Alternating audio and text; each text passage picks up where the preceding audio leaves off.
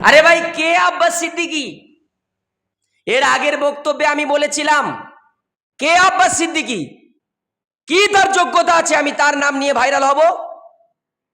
কোন মাদ্রাসায় পড়ান, কোথায় দারস দেন? আমাদের মাদ্রাসার বাচ্চা বাচ্চা ছেলের কাছে তিনি সূরা ফাতিহা ভালো করে পড়ে শোনাতে পারবেন না। আমি ক্যামেরার সামনে দায়িত্ব নিয়ে কথা বলছি। কোরআন মাজিদ খুলে দেবো, একটা পৃষ্ঠা ভালো করে পড়তে পারবেন না। ওনার নাম নিয়ে আমি ভাইরাল হব মানে? আমি যদি ভাইরাল হবার উদ্দেশ্যে আসি, তাহলে আমি শেখ আল্লামা মুফতি নাসির উদ্দিন চাঁদপুরি হাফিজাহুল্লাহ, তিনি আমাদের উস্তাদে মোহতারাম শাইখুল হাদিস শায়েখ, তার নাম নিয়ে আমি ভাইরাল হব। আমি যদি ভাইরাল হবার নেশায় আসি, তাহলে আমাদের উস্তাদুল আসাতিজা শাইখুল হাদিস পাঁশকুড়া মাদ্রাসার শাইখুল হাদিস শাইখ ইব্রাহিম কাসিমি হাফিজাহুল্লাহর নাম নিয়ে ভাইরাল হব। আমি যদি ভাইরাল হওয়ার উদ্দেশ্যে আসি, তাহলে আমি আজিজুল হক কাসিমি, আল্লামা আজিজুল হক কাসিমি, যিনি পশ্চিম বাংলার ওস্তাদদের ওস্তাদ, তার নাম নিয়ে ভাইরাল হব। এই ফুরফুরার আব্বাস সিদ্দিকী, তার নাম নিয়ে আমি ভাইরাল হতে যাব কেন? কে আব্বাস সিদ্দিকী, কি তার যোগ্যতা আছে? অনেকে বলছে যে আমি নাকি টাকা নিয়েছি শাসকের কাছে। ওয়াল্লাহি ওয়াল্লাহি ওয়াল্লাহি, সেই আল্লাহর নামে সাক্ষী রেখে বলছি, আমি কোনো রাজনীতি করি না। আমি কোনো রাজনৈতিক দলের কাছ থেকে 5 পয়সা নিইনি। এটা দায়িত্ব নিয়ে আপনাদের ক্যামেরার সামনে বলছি। আব্বাস সিদ্দিকীর নাম নিয়ে ভাইরাল হবো মানে? কে আব্বাস সিদ্দিকী? কে চেনে তানাকে? অনর্থক কথাবার্তারা। আজ আমি আপনাদের সামনে মেসেজ দিতে চাইছি, ভালো করে বুঝবেন।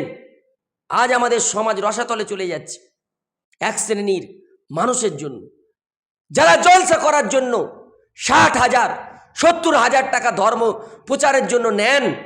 তারা আমাদের জন্য বিনা স্বার্থে কি কাজ করবে আপনারা বলুন?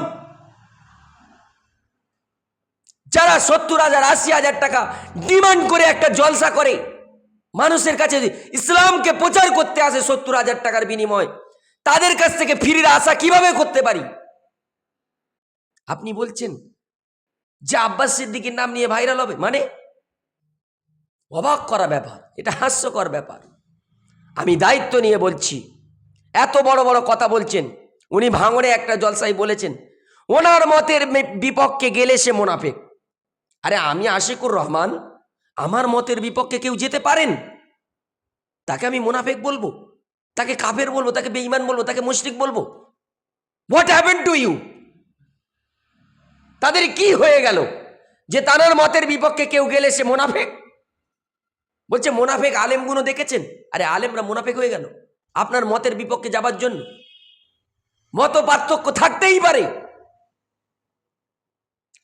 আপনি যে দলটা করছেন, আপনার কাছে চ্যালেঞ্জ করে কথা বলছি, এই দল, এই রাজনীতি রসুল করিম সাল্লাল্লাহু আলাইহি ওয়াসাল্লাম করেছেন, দেখাতে পারবেন? আপনি দেখাতে পারলে চিরজীবন আপনাদের এই এতগুলো মিডিয়ার সামনে আমি দায়িত্ব নিয়ে কথা বলছি যে তাদের আমি গোলামি খাটবো। যে রাসূলুল্লাহ সাল্লাল্লাহু আলাইহি ওয়াসাল্লাম এই রাজনীতি করেছেন, এই রাজনীতি শরীয়তে বৈধ আছে, দেখাতে পারলে আমি তাদের গোলামি খাটবো।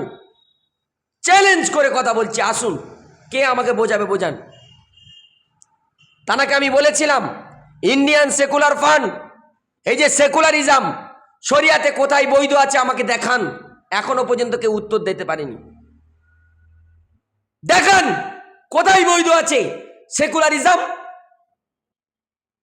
আমি বলেছিলাম তুমি মসলা দেবে, ফাতোয়া দেবে শরীয়ত মোতাবেক, আর রাজনীতি করবে দেশের আইন অনুযায়ী। কেমন কথা? ভারতবর্ষের কনস্টিটিউশন, ভারতবর্ষের সংবিধান সকলকে রাইট দিয়েছে সে রাজনীতি করতে পারে, যে করুক। আমি কোনো রাজনীতি দলের সাথে জড়িত নই, কিন্তু যে মসলা সামনে এসে যাবে সেটার একদম ধাত্তাহীন ভাষায় আমি প্রতিবাদ করছি। আমি তার কাছে জানতে চেয়েছিলাম সেকুলারিজম ইসলামে কোথায় বৈধ আছে আপনি দেখান। আসুন, সকাল বিকেল দুপুর সন্ধ্যা আপনার সাথে আমরা বসতে রাজি আছি, আসুন।